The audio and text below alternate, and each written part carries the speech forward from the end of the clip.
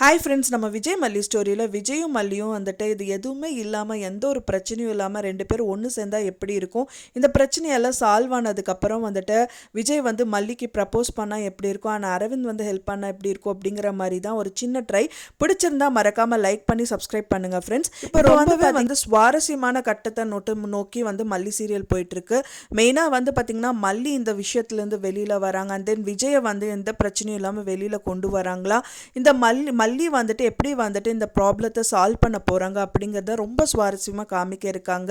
மெயினாக வந்து பார்த்திங்கன்னா இப்படியே குனிஞ்ச கொட்டிகிட்டே இருப்பாங்க அப்படின்னு சொல்லிட்டு கடவுளே வந்து அவங்களுக்கு ப்ரூவ் பண்ணுற மாதிரி வந்து ஒரு சாமியார் வந்து அந்த கோயிலில் சொல்கிறாரு. நீ வந்து பார்த்திங்கன்னா இது வந்து கலியுலகம், இதுக்கு தகுந்த மாதிரி தான் நீயும் நடந்து ஆகணும், மெயினாக மனுஷங்களை நான் நம்பாத, கடவுளை மட்டும் நம்பு அப்படின்னு சொல்லி கடவுளே வந்து சொன்ன மாதிரி தான் அவரும் சொல்கிறாரு. ஸோ அதுக்கப்புறம் இது இங்கே கோயிலில் இருக்கிறது வேஸ்ட்டு அப்படின்னு சொல்லிட்டு அங்கேருந்து கிளம்பி வர்றது மட்டும் இல்லாமல் மல்லி ராஜி வீட்டுக்கு வராங்க. ராஜி வீட்டுக்கு வந்தது மட்டும் இல்லாமல் வந்து கதவு திறந்து பயங்கர ஷாக்கிங். அவங்க எதிர்பார்த்தது என்ன அப்படின்னா கதிரேஷன் அனுப்பின ஆள் தான் வந்திருப்பாங்க அப்படின்னு சொல்லி தான் கதவு திறக்கிறாங்க. ஆனால் வந்து எதிர்பாராத விதமாக வந்து மல்லி வராங்க. மல்லி வர்றது மட்டும் வந்து பார்த்திங்க அப்படின்னா அவங்க சோகமயமாக இல்லை, அவங்க மூஞ்சியில் வந்து பார்த்திங்கன்னா ஒரு பிரகாசம் தெரியுது. அதாவது வந்து பார்த்திங்கன்னா ஏதோ ஒரு சாதிச்ச மாதிரி ஒரு விஷயத்தோட தான் வராங்க. வர்றது மட்டும் இல்லாமல் கெத்தாக வந்து அந்த சோஃபாவில் உட்காந்துட்டு அவங்க கிட்ட பேச ஆரம்பிக்கிறாங்க. அப்போ தான் வந்து சொல்கிறாங்க, இந்த கேஸில் வந்து நீங்கள் எனக்கு எதிராக வந்து பதில் சொல்லிடுவீங்களோ அப்படிங்கிறதுக்காக தான் நான் மெயினாக வந்தேங்க போது அப்படியெல்லாம் கண்டிப்பாக கிடையாதுங்கிற மாதிரி அவங்க எவ்வளவோ வந்து சொல்லி பார்க்குறாங்க. எவ்வளோதான் சொன்னாலும் வந்து மல்லி நம்பர்தா இல்லை. ஸோ இந்த கேஸை முடியிற வரைக்கும் நான் இங்கே தான் இருப்பேன் அப்படிங்கிற மாதிரி உட்காந்துட்டு இருக்காங்க. ஸோ இப்படியே உட்காந்துட்டு இருந்தால் நம்மளுக்கு எந்த வலியும் வராது அப்படின்னு சொல்லிட்டு ராஜிக்கு ரஞ்சிதாவுக்கும் வந்து பயங்கரமாக பயம் வந்துருச்சு. ஸோ அதுக்காகவே வந்து பார்த்திங்கன்னா ரஞ்சிதா வந்து காஃபியில் அவளுக்கு ஏதாவது ஒரு தூக்க மருந்து கலந்து கொடுத்துட்டா இந்த பிரச்சனை எல்லாமே சால்வ் ஆகிடும் அப்படின்னு சொல்லிட்டு தான் அந்த தூக்கம் மருந்து வந்து கலந்து கொடுக்குறாங்க. அது வந்து அவங்க குடிப்பாங்களா அப்படின்னா கண்டிப்பாக குடிக்க மாட்டாங்க. பழைய மல்லியா இல்லை போல்டான மல்லியாக தான் வந்து உட்காந்துட்டு இருக்காங்க. ஸோ அதனால் வந்து பார்த்திங்கன்னா அதே மாதிரி அவாய்ட் பண்ணிடுறாங்க. மெயினாக அவங்கள குடிக்க சொல்லி அவங்க கம்பல் பண்ணுறாங்க. ஃபைனலாக வந்து பார்த்திங்கன்னா ராஜிக்கு பதிலாக ரஞ்சிதா குடிச்சிடுறாங்க. குடித்தது மட்டும் இல்லாமல் வாந்தி எடுத்து அதெல்லாம் வெளியில் வந்தால் மட்டும்தான் அவங்க இந்த மயக்கத்துலேருந்து தெளிவாவாங்கன்னு சொல்லிட்டு அதை பண்ணிடுறாங்க.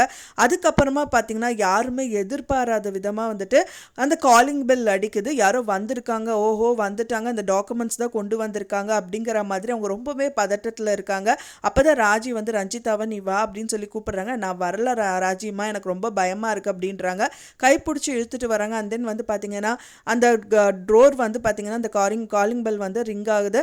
அப்போ வந்து மல்லி அங்கேருந்து கிளம்பி போய் அதை திறக்கணுங்கிறதுக்காக எந்திரிச்சு போகிறாங்க. அப்போ தான் அவங்க ரொம்ப ஷாக்கிங்காக மல்லி வெயிட் பண்ண அப்படிங்கிற மாதிரி ரெண்டு பேருமே கை காமிக்கிறாங்க. ஸோ இந்த மாதிரி விஷயங்கள் தான் வந்து எபிசோட்ஸில் வந்து வர இருக்குது. கண்டிப்பாக வந்து கதிரேஷன் அனுப்பின ஆளுக்கு தான் யாராவது வந்திருப்பாங்க அப்படின்னு தான் எதிர்பார்க்க வந்து, ஏன்னா முதலே அவர் சொல்லியிருப்பாரு. என்ன ஒரு சூப்பர் டீலிங் பண்ணியிருக்காங்க பாருங்கள். ராஜி வந்து பார்த்திங்கன்னா முதலே வந்துட்டு கதிரேஷன் கிட்ட ஒரு டீலிங் வந்து பண்ணி முடிச்சிருந்தாங்க. அதாவது வந்து பார்த்திங்கன்னா அவங்களோட டெண்டர் வந்து அவங்களுக்கு தான் கிடைக்கணும் அப்படிங்கிற மாதிரி சொல்லியிருந்தாங்க. ரெண்டாவது டீலிங்காக வந்து அவரோட இப்போ 2% ஷேரும் வந்துட்டு எனக்கு கொடுத்தாகணும் அப்படிங்கிற மாதிரி பேசியிருந்தாங்க. அதுக்கு தகுந்த மாதிரி அவரும் கால் பண்ணி ஓகே நான் கொடுத்துட்றேன்னு சொல்லிட்டு அவங்களோட ஆளை அனுப்பி வைக்கிறேன்னு சொல்லி வச்சுருக்காங்க. ஸோ அதில் டாக்குமெண்ட்ஸ் எல்லாம் அவர் கொண்டு வருவார், அதை நீ படித்து பார்த்துட்டு சைன் பண்ணி கொடுத்துடு அப்படின்னு சொல்கிறது டைட்டில் தான் மல்லி வந்து உட்காந்துட்டு இருக்காங்க. ஸோ அந்த டைம் பார்த்திங்கன்னா அவங்களுக்காக வெயிட் பண்ணிட்டு இருந்த டயத்தில் மல்லி வந்து உட்கார்ந்ததுனால ரொம்பவே பதறாங்க ராஜி. ஸோ அண்ட் தென் வந்துட்டு அது திறக்கும் போது கண்டிப்பாக டோர் திறந்தால் கண்டிப்பாக கதிரேஷன் அனுப்பின ஆள் தான் வந்து வந்திருப்பாங்க. அண்ட் தென் அந்த டாக்குமெண்ட்ஸும் கொண்டு வந்திருப்பாங்க. ஏதாவது ஒரு பேச்சு ஏதாவது ஒரு வேறு ஏதாவது சொல்லி அந்த டாக்குமெண்ட்ஸை அவங்ககிட்ட வாங்கிட்டு திருப்பி அனுப்பிடுவாங்க அப்படின்னு தான் எதிர்பார்க்கப்படுது.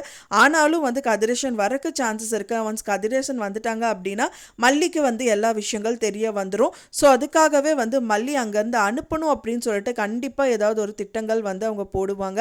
ஏன்னா அவங்க இருக்க கதிரேஷன் வர்றது போகிறது இதெல்லாம் பார்க்கும்போது இன்னும் வந்து அவங்க நம்மளுக்கு சப்போர்ட் பண்ணுற மாதிரி இல்லை அப்படிங்கிற மாதிரி தான் மல்லிக்கு வந்து கண்டிப்பாக டவுட் வரும். ஏன்னா அவங்க வந்து கோயிலே அந்த பூசாரி சொன்னது வச்சு பார்த்திங்கன்னா கண்டிப்பாக உங்களை நம்பி பிரயோஜனம் இல்லை, கடைசியில் நம்ம கழுத்து அறுத்துருவாங்க அப்படிங்கிறதுக்காக தான் மெயினாக மல்லி வந்து அங்கே உட்காந்துட்டு இருக்காங்க. ஸோ அதனால வந்து பார்த்திங்கன்னா அங்கேருந்து வெளியில் அனுப்புறதுக்கு நிறைய விஷயங்கள் பண்ண தான் செய்வாங்க.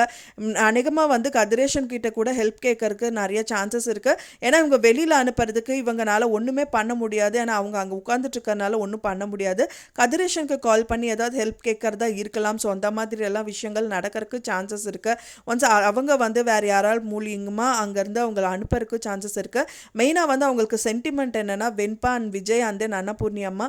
ஸோ இவங்களுக்கு ஏதாவது ஆயிடுச்சு அப்படின்னு சொல்லிட்டு அங்கே அனுப்புறதுக்கு கூட சான்சஸ் இருக்குது. ஸோ எப்படி நடக்கும் அப்படின்னு தெரியல. ஒன்ஸ் அவங்க கால் பண்ணிட்டாங்கன்னா மல்லி போய் தான் ஆகணும். ஸோ அதை வச்சு இவங்க என்ன பண்ணணுமோ அந்த காயை வந்து அழகாக நகர்த்திக்கலாம் அப்படிங்கிற மாதிரி கூட இருக்கலாம். ஸோ எப்படி நடக்கும் அப்படிங்கிறது தான் ரொம்ப ரொம்ப சுவாரஸ்யமாக கொண்டு போயிட்டு இருக்காங்க. இந்த சுச்சுவேஷன்லையும் வந்து நல்லா ஹேண்டில் பண்ணுற போல்டான மல்லி தான் நம்ம எதிர்பார்த்தோம்.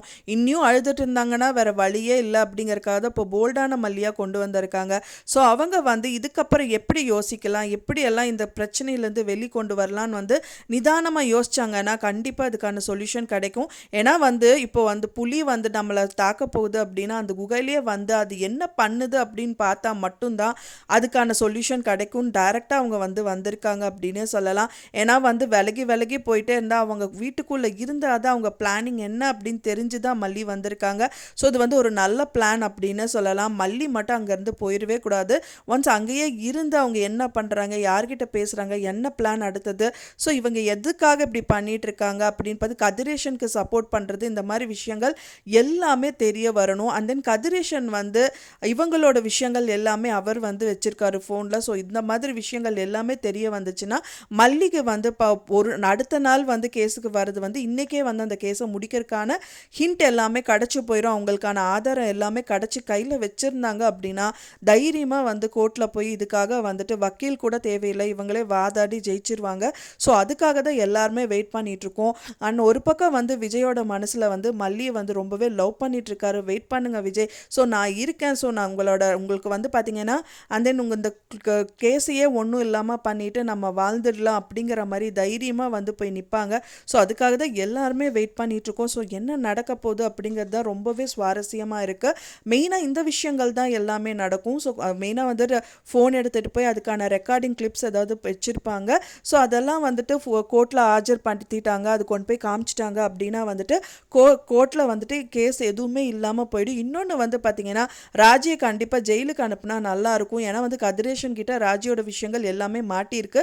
ஸோ அதையும் வந்து கொண்டு போய் காமிச்சிட்டாங்கன்னா விஜயோட சொத்துக்களும் ரிட்டர்ன் வரக்கு சான்சஸ் இருக்குது. ஸோ இந்த மாதிரி நிறைய சுவாரஸ்யமான எபிசோட்ஸ் வந்து வர இருக்குது. ஸோ நீங்கள் என்ன நினைக்கிறீங்க அப்படின்னு சொல்லிட்டு உங்களோட கருத்துக்களை மறக்காமல் எனக்கு ஷேர் பண்ணுங்கள். நான் சொன்ன இந்த தகவல் உங்களுக்கு பிடிச்சிருந்தா ஃப்ரெண்ட்ஸ் மறக்காமல் லைக் பண்ணுங்கள், ஷேர் பண்ணுங்கள், கமெண்ட் பண்ணுங்கள், சப்ஸ்கிரைப் பண்ணுங்கள். மேலும் இன்னொரு மல்லி சீரியல் அப்டேட்டோட நெக்ஸ்ட் மீட் பண்ணுறேன். தேங்க்ஸ் ஃபார் வாட்சிங் மை வீடியோ ஃப்ரெண்ட்ஸ். நெக்ஸ்ட் வீடியோவில் பார்க்கலாம்.